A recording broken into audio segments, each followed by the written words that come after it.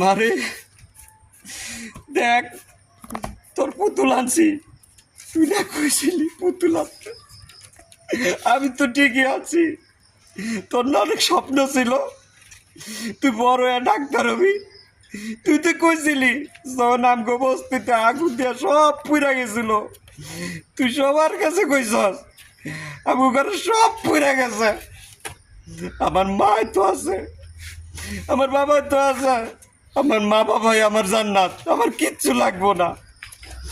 তুই ডাক্তার হইতে চাইছস, কতজনের তোর সাক্ষাৎকার নিল, কই কেউ তো তোরা কোনো ডাক্তার বানাইলো না, লেখাপড়া শিখাইলো না। তাহলে মিথ্যা প্রতিশ্রুতি দেয় কে? এই মিথ্যা প্রতিশ্রুতি আমার মেয়ের লেখাপড়ার জন্য কোনো করে নাই, কেউ সাহায্য সহযোগিতা করে নাই। ওর মাটাই যে রোগে ভুগতেছে, মাঝে যাই না হোক কেউ চিকিৎসা করায় নাই। মিথ্যা প্রতিশ্রুতি। এই দর্শনের কি কোনো বিচার হইব না? এই শিশু দর্শনের কি কোনো বিচার হইব না? বাজার কইতে পারে বাজার, এই দর্শনের কি বিচার হইব না?